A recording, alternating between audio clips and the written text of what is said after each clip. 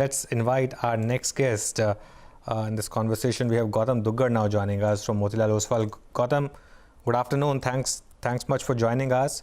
So, the complaint that a lot of people had about this market was that it was quite narrow. It was only Reliance and HDFC Bank which were taking it higher. But of late, do you get a sense that that's no longer a problem? The market's broadening out. Your views? Hi Anuj, good afternoon. Yes, I think last 10-15 days, a lot of mid-caps are participating. And I think that action is based on the numbers which are coming out, corporate earnings specifically, and there is no specific pattern to it. Whoever is reporting good set of numbers and seeing a big earnings upgrade, those mid-caps have participated. But Anuj, the gap and the polarization which has started from December 17 is so huge that it will take many more months of broad-based action before that gap can be erased. For example, if you look at Nifty top 15, today it is representing an index of 15,000, while the Nifty next 35 is representing an index of 8,400, right? So that's a 7,000 points of gap almost between two sets of companies within the same benchmark. Secondly, in the last 2 or 3 months of rally, largely led by non-BFSI stocks. So what has now happened is, again, if you compare Nifty for last 3-4 months, you will find that Nifty X BFSI has already crossed the pre-COVID levels, while Nifty BFSI is still 27-28% down from where it was pre-COVID in Feb. So I think while for few days you find market broad-basing and more stocks participating, till the time that continues for some period of time, I think the problem of polarization will persist. And specifically, the biggest headache today that most of the capital allocators have in India is Reliance, a stock which is 10% of India's market cap and 14% of Nifty weight has single-handedly driven the rally. And by virtue of its weight in Nifty, almost everybody will be underweight. And therefore, generating alpha in this kind of an environment and outperforming benchmark, if it is a Nifty benchmark, it's going to be a very uphill task, I would think. So unless you see more stocks participating, this problem is going to persist and create more headaches for people. Right now, it's looking good because a lot of mid caps are seeing a good rally after their numbers. And the sheer fact that the kind of knee-jerk earnings cut we had seen in April, some of them is getting restored to their, I won't call it pre-COVID levels, but clearly some of them have seen decent amount of earnings upgrade, be it IT or pharma, where we have seen 12% kind of earnings upgrade. So market is recognizing that and re-rating some of those stocks. Oh yes, absolutely, Gautam. In fact, I wanted to then talk about exactly that. Let's match the earnings with the stock price appreciation that we've seen, right, and see where the numbers are tallying. So let's say a pack like IT, where this quarter has been surprisingly good for most companies. I mean, what's your take on valuations and what's your top choice there? Yeah. So incidentally, we were lucky to raise model portfolio weight for IT just before the results by 600 basis points. And secondly, within first week of results, we again in an unusual revision to model portfolio further raised the weight on IT. So now we are 700 bips overweight on IT in our model portfolio. And given that earnings have been good, we have seen even for large caps like Infosys, earnings upgrade of 10-12%. We've not seen this kind of earnings upgrade for such a large company where guidances are given to the first decimal point in the past. So clearly we had underestimated the control that a lot of these companies have on their cost levers. And at the same time, companies surprised us on the top line. So it's been best of both the worlds. Deal pipelines have been strong. Control in cost has been exceedingly well managed. And that has resulted in a very sharp earnings upgrade. And at the same time, from a balance sheet perspective, you've seen in IT companies, cash conversion ratio, free cash flow to PAT, has gone up for almost every company which has reported earnings so far.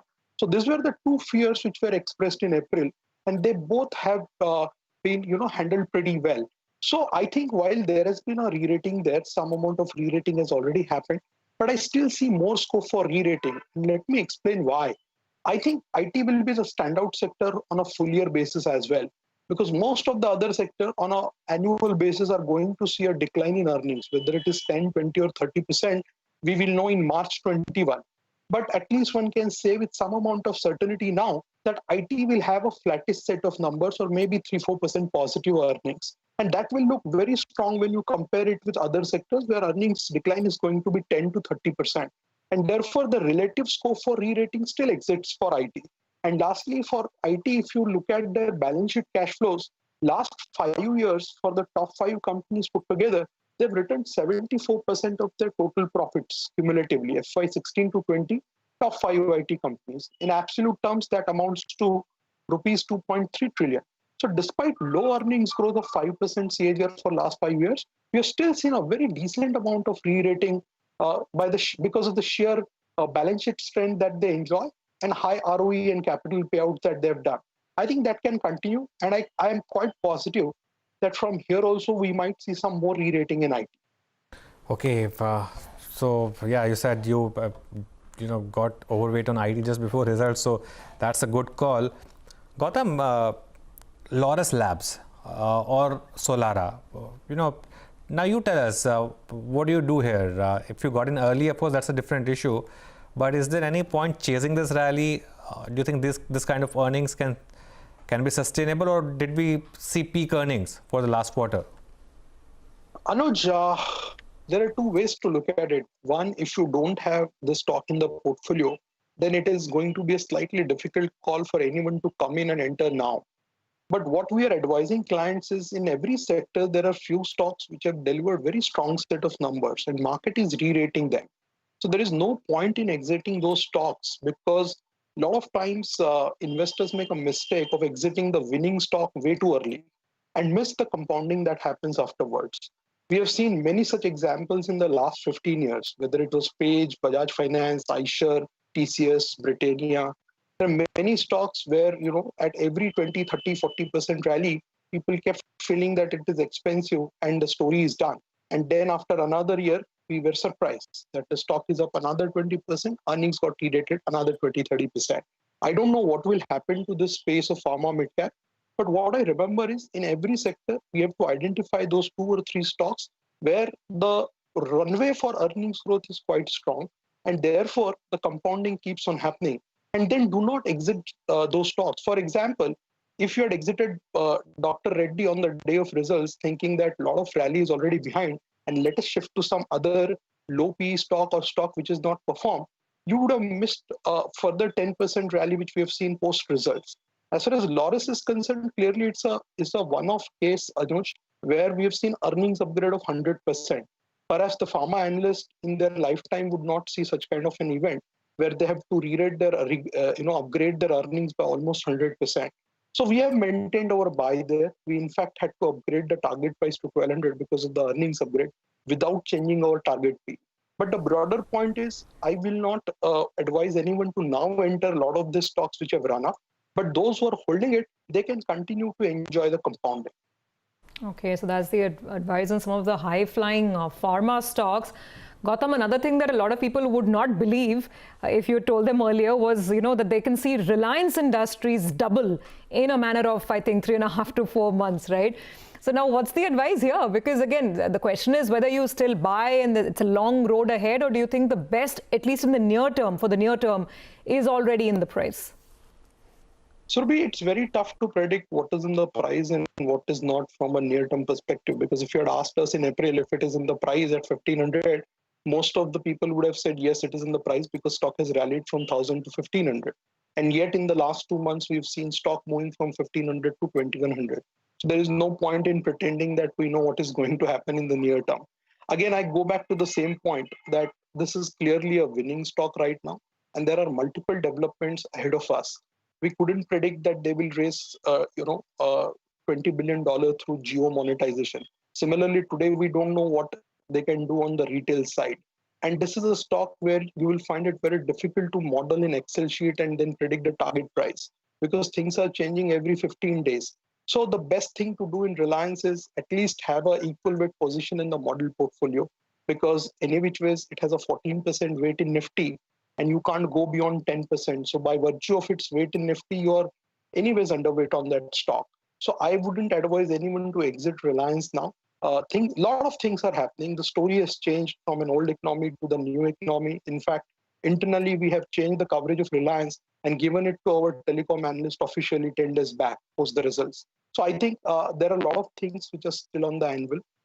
Developments on retail, developments on oil to chemical, and at the same time, multiple monetization opportunities still exist in the telecom space. Plus the fact that deleveraging is done, but ARPU upside opportunity is yet to capture it. So I will, if you ask me, I will continue to ride the winner. Continue to ride the winner. Yes, as they say, it's perhaps India's very own FANG stock. Now, Gautam, AU Small Finance. I'm asking you because you at Motilal Oswal have had a very positive view on some of these names. We had a brutal correction, but now we are seeing a decent recovery as well. You reckon it can regain its glory days? I'm absolutely confident of that, Anuj, and that's why it's part of our model portfolio still and part of the top 10 mid-cap ideas after the correction. Clearly at 1200, a lot of things were getting priced in, but at 400 also the market was swinging to the other extreme. Now that the results have come, we've seen the numbers on growth, asset quality, moratorium. I think the opportunity that lies ahead for AU is quite meaningful. While there can be periods of time correction and volatility in some of the stocks, but from a very long-term perspective, there are very few lending-related stocks which offer you this kind of comfort, especially in the mid-caps.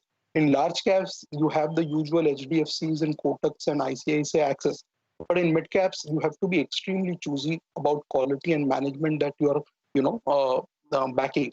And therefore, I think this stock for us from a mid-cap point of view in the financial space still remains a very from a point of view of top ideas, it is still present there. And also from an earnings perspective, we have seen a big surprise which came in 1Q. I think from a broader financial space perspective, Anuj, next 10 days or 15 days, you are going to see a multiple rounds of fundraising. Almost 40-50,000 crores of fundraising is happening. So therefore, there can be some pressure in financial space. And of course, this space is also vulnerable to news flow around moratorium, RBI policy, whether restructuring will happen or not. So I think for the next 3 or 6 months, from a financial point of view, there is going to be a lot of volatility on both sides. But if you are looking beyond the next 6 months and looking for good mid-cap idea, which has a strong opportunity ahead, I think AU fits the bill there. Okay, some very interesting stock ideas and, of course, a call